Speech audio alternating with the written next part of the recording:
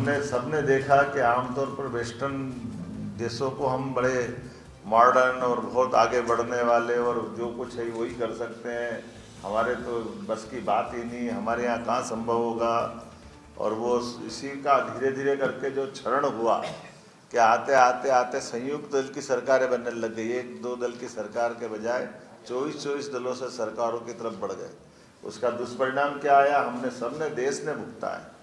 कि आप देखो कि हमारे यहाँ एक या दो रेल चलती थी तो रेल मंत्री कोई राज्य भी हमेशा इस बात के लिए पीछे पड़ते थे कि रेल मंत्री हम रेल मंत्रालय हमको दे दो। क्यों दे दो? तो वो चाहे बिहार हो या बंगाल, एक रेल हमारे यहाँ से चल जाएगी, दो रेल चल जाएगी। अरे एक दो के चल जाएगी, 100 चल जाएगी। आज बदलते दौर में वो रेल मांगना, रेल मंत्री का बजट का मूल बजट के साथ जोड़ना, वो अंग्रेजों की पद्धतियाँ। ये जो गए जमाने जब अंग्रेजों ने रेल अपने लिए स्टार्ट की थी तो उनने उस रेल के ऊपर अपना नियंत्रण रखा था, क्योंकि उस समय स्टेट अपने अपने बजट से चलते थे तो रेल का खर्चा भी वो स्टेट से निकलवाते थे, लेकिन ट्रांसपोर्टेशन का पूरा लाभ अपने पास रखते थे, पकड़ अपने पास चलाते थे। लेकिन ये छोटी छोटी बातों पे ध्यान नहीं जाने का दुष्परिणाम क्या निकला। लेकिन आज मुझे इस बात की प्रसन्नता है कि आज हमारे देश के साथ विकास का भी और विकास के साथ भविष्य की आवश्यकताओं का दृष्टिकोण भी कितना युक्ति युक्त होना चाहिए, या इसको ज़्यादा शब्द और प्यूरिफाई बोलो तो तीक्ष्ण होना चाहिए। कि आज मैं जब थोड़े दिन पहले असम की यात्रा से लौट के आए हम, और असम के अंदर नागालैंड, मिजोरम और ये जब हमने इन्वेस्टर समिट की तो इस प्रकार से जब उनने बात, वहाँ एक पंजाब के एक सरदार जी आए हुए थे इन्वेस्टमेंट कर लिए वहाँ के मुख्यमंत्री, और उनसे बात करने, तो मैंने कहा आप हमारे यहाँ करो। तो हमने कहा आपके यहाँ क्या दे रहे हो? तो हमने कहा हम भी वही दे रहे हैं, 100 करोड़ की होटल डालोगे 30 करोड़ का आपको अनुदान दे देंगे। उन्होंने कहा ये तो हो गया, अब जीएसटी में क्या कर रहे हो? अब हमारा तो दिमाग घूम गया, जीएसटी में क्या करें हम? तो जीएसटी तो भारत सरकार करेगी, जीएसटी तो जो लगेगी वो तो लेना पड़ेगी। उन्होंने कहा नहीं, यह पूर्वोत्तर राज्यों में भारत सरकार के द्वारा 20 साल तक जीएसटी भी माफ़ कर दिया। अब ये जो दृष्टिकोण है कि पूर्वोत्तर राज्यों का डेवलपमेंट कराना, तो उनको ये अलग से और क्या प्रमोशन कैसे देना चाहिए।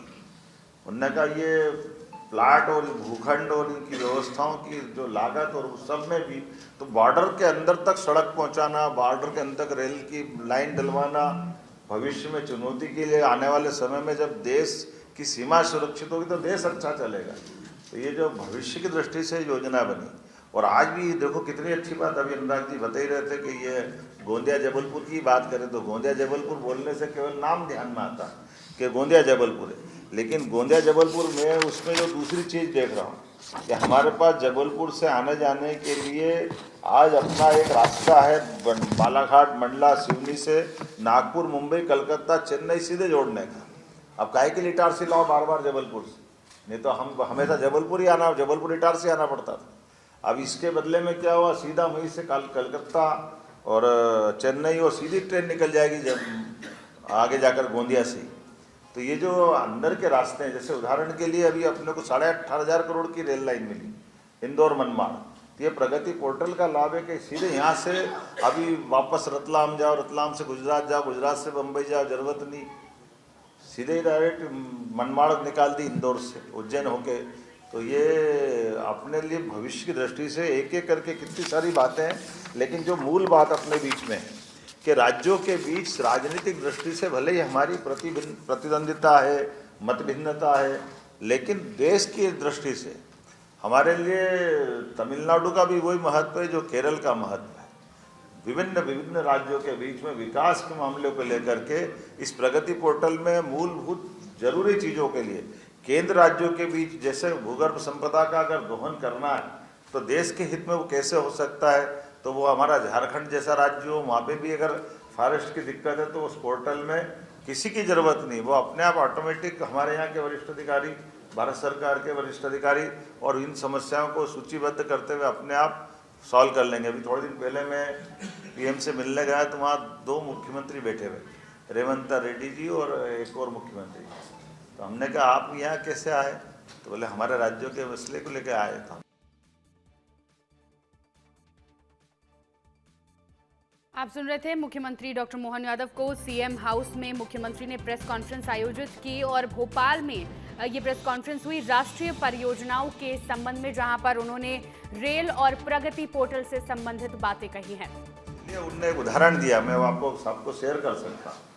उदाहरण उनने दिया कि ये जो हमारे राज्य का बंटवारा हुआ तेलंगाना और आंध्र के बीच में, तो तेलंगाना में हमारे पास आ गया, हैदराबाद हमारी पुरानी राजधानी है, अमरावती नहीं बना दी इंफ्रास्ट्रक्चर, और वो उनको आंध्र प्रदेश को के लिए क्या करें। तो उन्होंने कहा हैदराबाद के लिए हमने उसी तर्ज पर 30,000 एकड़ का बड़ा प्लान लिया, और बड़े प्लान में एयरपोर्ट से लेके बहुत सारी चीज़ें उनने सब कुछ जोड़ के देखा जो एक तरह से आंध्र वाले कर रहे हैं। तो बोले ये सब इतना पूरा प्रोजेक्ट हमको भारत सरकार की मदद से मिला। तो ये अपने आप उदाहरण बताता है कि ये राज्यों के बीच मत की जिस दिन सरकार बनती उस दिन अनाउंसमेंट हो गया, लेकिन चुनी हुई सरकार सब एक है, राज्य कोई भी हो, देश तो एक है। ये बड़े मन से काम करना, ये उदाहरण है। ये उसी प्रकार का उदाहरण है जैसे केन बेतवा नदी जोड़ो अभियान, अभी अटल जी के टाइम चलना था, लेकिन ये चलते चलते खसकते खसकते माननीय मोदी जी के यहाँ तक आया। लेकिन इसी योजना में हमको ध्यान में आया कि 1 लाख करोड़ का निवेश, उसमें 50,000 करोड़ भारत सरकार दे रही, हमारा तो 5% लग रहा है। और अगर इंजीनियर ढंग से प्लान बनाते तो वो हमारा बहुत सारा तो काम वैसे हो जाएगा।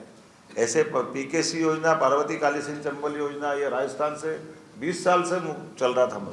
और मजे की बात ये कि इसकी मॉनिटरिंग भी वहाँ से होती है, हम कोई कागज आगे पीछे देने में हो जाए तो उनकी चर्चा होती। और आज ये इसी बात का माननीय प्रधानमंत्री से मिलने जाए या गृह मंत्री से मिलने जाए, तो मिलने जाने में भी हमारे प्रोजेक्ट पहले पूछते हैं कि आपके प्रोजेक्ट कौन कौन से, उनकी क्या स्थिति है। बाद में हमारी अपनी शिष्टाचार की मुलाकात हो जाएगी। तो ये बदलते दौर का समय है, और इसके आधार पर निश्चित रूप से मैं मान के चलता हूँ कि अद्भुत समय चल रहा है। ये सारे प्रोजेक्टों की बात मैं दोबारा नहीं दोहराऊंगा, माननीय CS ने रख दी है। और ये खासकर हमारे लिए कार्य संस्कृति का बदलाव का जो समय आया, और राज्य और केंद्र के बीच में जो समन्वय हुआ, और मध्य प्रदेश के परिप्रेक्ष्य में केवल आपको ये आंकड़े में ही ध्यान में आ जाएगा कि 108 परियोजना तो पूर्ण हो गई, उसमें 2,61,340 करोड़ की ये सफलतापूर्वक चालू हो गई, और ये 5,24,471 करोड़ की 101 योजना ये कार्यान्वयन में है और सक्रिय निर्माण चरण में। ये कांग्रेस के मित्रों को जरूर बताना, क्योंकि वो उनकी तरफ से प्रश्न आता है तो जरा बताना पड़ेगा कि ये हमारे केंद्र और राज्य की सरकार का फायदा क्या होता है।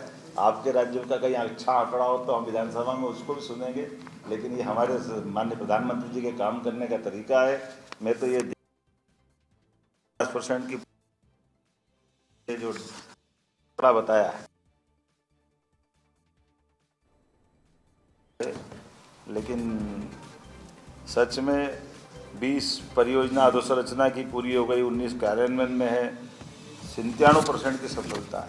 और केंद्र योजनाओं में रेल मंत्रालय की 14 परियोजना, सड़क मंत्रालय की 13 परियोजना, विद्युत मंत्रालय की 5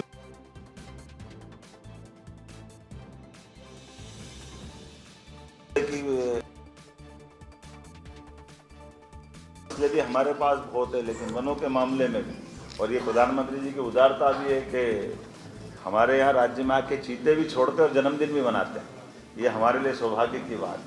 PM मित्रा पार्क के माध्यम से हमारा पूरा ये कपास का किसानों का 6 लाख किसानों का जीवन बदलने का कितना बड़ा निर्णय है।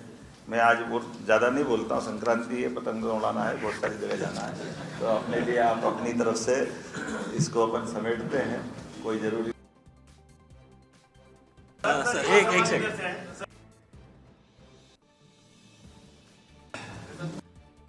विजय प्लीज एक करके आप बीच में मत बोलिए प्लीज। एक सुझाव ये है, एक मिनट मेरे पास आ जाता, चलो ऐसा करो। हाँ, एक मेरी तरफ से कि प्रेस कॉन्फ्रेंस मेरी है, उनने प्रेजेंटेशन दिया है, तो कृपा करके इधर से ले लेना। हाँ हाँ चलिए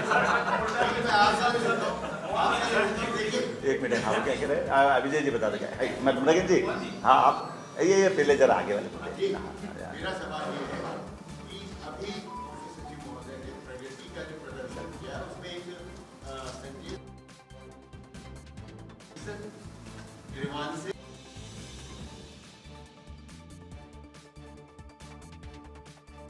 100%, 97% निराकरण। मेरा छिंदवाड़ा से लेकर इंदौर तक जितनी भी शिकायतें आई, जिसकी वजह से हमको गरीबों की जान भी गंवानी पड़ी। एक मिनट सर, ये सवाल गरीब आदमी से, आप प्रधानमंत्री की निवेदन करता, तो जो जवाबदेही डॉक्टर साहब जिनके पास 6-6 महीने से शिकायतें आई, उनके खिलाफ आपने क्यों कार्रवाई की? दूसरा छोटा सा सवाल ये है, आप दावोस जा रहे हैं, सिटीजन स्विट्जरलैंड जा रहे हैं, तो डिलीवरेंस क्या है मध्य प्रदेश के लिए, क्या लेकर आए? हो गया प्रश्न? अब मैं बोल दूं, ये जिस चीज का विषय आपने उठाया उसके लिए तमिलनाडु जाकर के संबंधित फैक्ट्री में जहाँ बनती थी उसको पकड़ के ला करके हमारी जेल में वो आज तक बंद है। ये हमारे अपनी प्रशासन की व्यवस्थाओं का परिणाम है। एक बात आपको और बता दूं, मैं 2 दिन पहले नागपुर गया था। नागपुर क्यों गया था ये भी बता देता हूँ।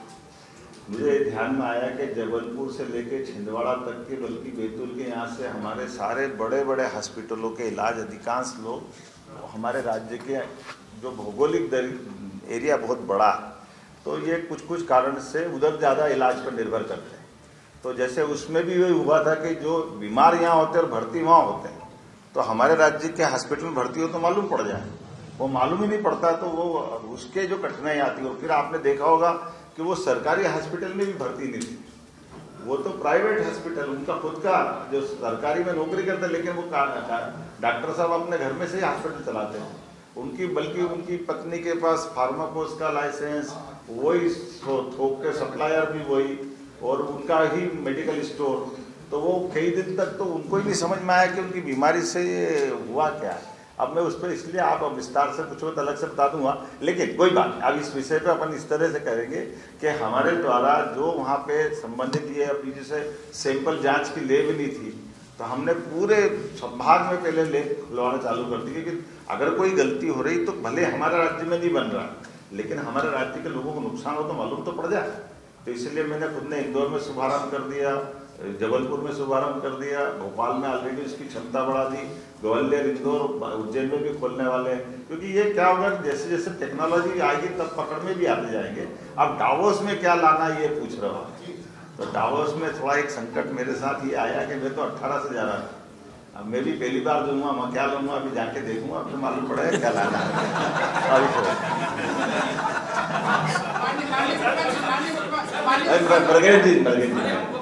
इनको भी देंगे, आपको दे देंगे, इसे क्या इधर भी तो बैलेंस करना हो, तो इधर मगन जी को तो लेते तो पहले। हाँ, हमारे जी बोलिए।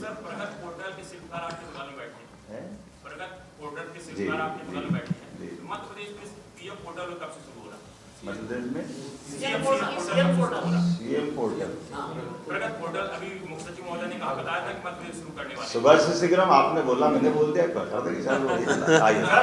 सर एक सवाल इधर से, सर सर मेरा कहना ये थी, जो सीएम एम्प्लॉय है उसमें कई बार बहुत शिकायतें आती है। प्रगत पोर्टल जब हमने देख रहे हैं कि आपके पास एक प्रॉपर मैकेनिज्म है। सीएम हेल्पलाइन में आपने कहा सर कि आपको यहाँ भी शुरू करने वाले हैं, तो ऐसा कोई आर्टिफिशियल इंटेलिजेंस कि जो इमरजेंसी में जिनको आपको तुरंत एड्रेसर करना है, इसके लिए क्या सरकार कोई सिस्टम इवॉल्व कर रही है ताकि मतलब बड़ी बड़ी जो घटनाएं होती हैं को हम पहले से अवॉइड कर सकें? दोनों तीनों बातें ऐसी है कि ये आपने अच्छा सुझाव दिया है, और एआई का ज़माना भी है, इसका जितना अच्छा उपयोग हो सकता तकनीक का करेंगे। जन कल्याणकारी चीज़ों में लेने में कोई बुरा नहीं, जरूर लेंगे। ये जरा इधर आगे के हाथ उठ गए, तुम थोड़ा पीछे हुई यार, इसमें से डिसाइड कर लो करना क्या है। सर मेरा सवाल है शरद जी ले लें।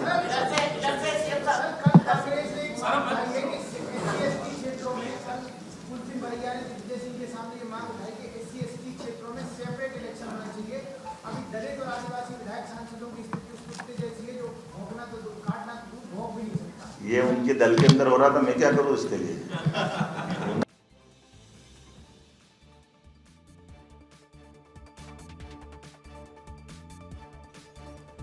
राष्ट्रीय परियोजनाओं को लेकर मुख्यमंत्री ने प्रेस कॉन्फ्रेंस आयोजित की। इस प्रेस कॉन्फ्रेंस में प्रगति प्लेटफॉर्म पर विशेष फोकस की बात कही है मुख्यमंत्री ने। इसके साथ ही उन्होंने ये भी कहा है कि प्रदेश में विकास को लेकर सरकार फोकस्ड है। ये हमारे दल ने किया, हमारे ही दल के माध्यम से हमारे माननीय सभी गवर्नरों में इस बात का ध्यान रखा गया।